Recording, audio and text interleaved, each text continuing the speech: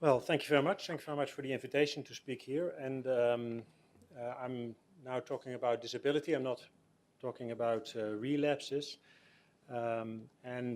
These are my disclosures. And the bottom line of my talk is that I think that functional assessments are promising tools for measuring disability in multiple sclerosis trials. They can address the multidimensionality of the disease. They are often reliable, valid, responsive, and also meaningful for the patient, which is at the end the most important part, I would say. MS is a multidimensional disease, and you can think more from the perspective of a patient on mobility or manual dexterity, vision, cognition, bladder problems. And neurologists tend to translate that into neurological systems like motor function systems, sensory function, coordination, brainstem functions, but that is a little bit away from what is experienced by the patient. These systems, however, are translated into the EDSS, the Expanded Disability Status Scale. And this scale is said to be multidimensional because it covers all the different functional systems we have in a neurological patient. However, when you look at the EDSS, you see that in the range of 4 to 7.5, it is predominantly, if not completely, driven by motor function, so mobility. And in that area, I think that the dimensionality is a problem. You're not really measuring multiple dimensions, you're actually measuring a single dimension. Other problem with the EDSS is the reliability. There is a huge variability within and between investigators on an assessment in a patient, and that gives noise, random noise, and that is a problem for finding any response in a treatment. Responsiveness is also problematic when a patient is at a specific level because he tends to stay for a very long time in a specific level, especially, for instance, this is indicated by the 6, walking with a crutch or a cane. And then independent of what is changing, what can be experienced as a change for a patient, he still stays in that same EDSS level. And the last thing I want to address is that the fact that the EDSS is an ordinal scale, we are used to lumping together all specific changes on each part of the scale, although we do know that changes of 1 point of 0.5 in a specific area on the scale is not the same as on another area on the scale. So lumping together is not reasonable, and it causes problems with a proper statistical analysis. A functional walking test as an example, because there are many other dimensions where you can use functional tests. Functional walking test, as here in a systematic review of Bernd Kieseyer and Bozzilli. There are many described, and I, in my presentation, focus on the most widely known test is the timed 25-foot walk test. On the other hand, you see a subjective test, the multiple sclerosis walking scale, which measures the impact as a patient-reported outcome as experienced by the patient. The timed 20-foot walk test has the advantage of being a more continuous outcome measure that offers other possibilities for statistical analysis, and it is very easy to apply. Looking at the reliability of the timed walk test, going back to the study of Sweet in 2002, you see that the repeated timed walk test assessment in stable patients has a specific variability, a random noise, you could say, and that is more or less around the 20%. And here is the basis of what has subsequently been used as a reliable change for this test. The question is whether that is also clinically meaningful or not. Several other studies have looked at the reliability. Here is from the Kieseyer paper. You see that the intra-class correlation coefficient of many of the studies done is very high. It can up to 1.0 as the maximum value, and it's very high for both inter-rater, intra-rater, and test-retest. What about the validity of the scale? Here is a study we've done in our center in over 500 patients, and the definition of worsened, unchanged, and improved. When you look at the time to walk test, it is the dark bars, is the 20% as been described earlier. And when you look at the Guy's neurological disability scale, that's an interview, another way of trying to have a measure of disability in patients as reported by the patient. You see that if there is no change, that means within this plus or minus 20% change, you see a unchanged situation for, on average at least, in the Guy's neurological disability scale. And you see in a worsened group of patients, you see an increase, so meaning a increase in disability by the, as measured by the Guy's. And in the patient group improved, so more than 20% improved. This is natural history study. You see the decrease in the Guy's. Sorry about that. What about the spontaneous change in time to walk test when you look at exacerbations and relapses? Does that cause any change in the time to walk test? Here you see a study in about 50 patients where the group are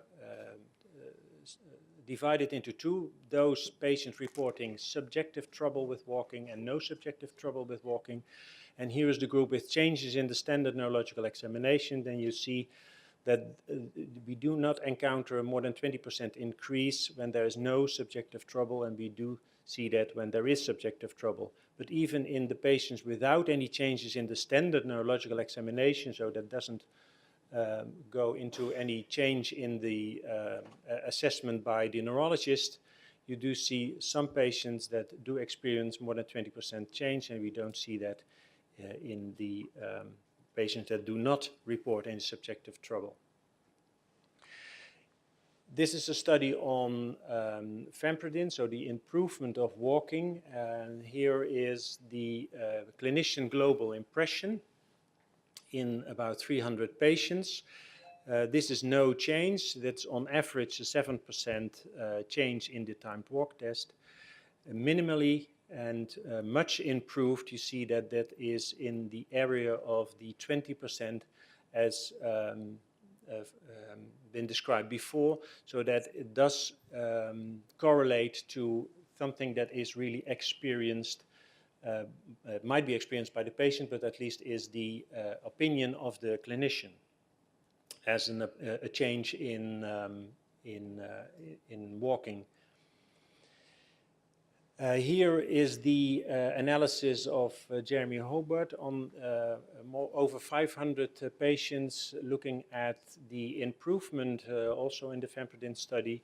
And the groups here on the bottom are divided by the change in the speed on the walking, on the time to walk test. So here are patients that are more than 20% slower, do see an increase in the change score in the walking scale, so what has been experienced by the patient. And it is more or less a linear relationship, so the this is 10 to 20% slower walking on the time to walk test, and here you go to a improvement, so faster walking, and then a decrease, so the change in the walking skill as experienced by the patient is obvious. So that this linear relationship indicates that what has been measured in the timed walk test translates to what is experienced by the patient as an impact on walking. This is the study we published last year, and this is about can we predict, is there any predictive value of a change in the functional assessment. We had a group of 134 patients with 2 visits with an interval of 1 to 2 years, and then all these patients were invited back to our center and had a long-term assessment. The interval between the second visit and the third visit had to be more than 5 years. And in this last assessment, we included the multiple sclerosis impact scale, so the impact as experienced by the patient, and also this the multiple sclerosis walking scale. What you could see is, and I don't show you all the figures and the analysis, but what you can see is that the physical impact as present at the long-term visit was related to the change in the timed walk test between the first and the second visit. There was a clear relationship, and it was less obvious for the EDSS. And also in additional analysis, we found out that the predictive value of a change in timed walk test in the between the first 2 visits was more predictive for the situation as experienced by the patient at long-term follow-up. There was not a clear relationship, although it might suggest that in psychological impact as expected. So it's purely based on this physical aspect. And it's also the case for the walking skill. So I think that the timed walk test as an example of a functional assessment tool has shown to be a reliable tool. It's responsive and it offers more possibilities for parametric statistical analysis. We've shown, and others have shown, that it's clinically meaningful in a way that concurrent validity, so a change in the timed walk test and in parallel a change in assessments as experienced by the patients are clear, but also it has a predictive value in progressive patients. The results I shown were in progressive patients, so that were not confounded by relapses. So the predictive validity was better for the timed walk test than for the EDSS with respect to physical impact and walking. Of course, there are issues to be resolved. When you do a timed walk test, you may decide on going for seconds for a specific distance, or calculate that into a speed. Details that have to be addressed, of course. There is still differences between groups and individuals. On a group level, there is much more to say than at an individual level, because there is more variability. And we're not sure whether worsening and improvement should be for instance, the same cutoff values. So more work has to be done, but still I think that a functional assessment tool for mobility, as the timed walk test has shown, is promising. It can be a part of a spectrum to cover the multidimensionality of the disease. So when you have functional assessments for other systems like arm function, visual function, cognitive function, so you have a spectrum of multidimensionality, which I think can better cover the problem in MS patients than staying at the EDSS, which, although suggestively multidimensional, in most cases is unidimensional in the spectrum of patients we see in the studies. it is very easy to perform, and it's well accepted by the patient. So my bottom line is that I think that functional assessments are promising tools for measuring disability in multiple sclerosis trials, and I think we should consider including them into outcome measures in trials, or at least consider to include them in the near future. Thanks very much.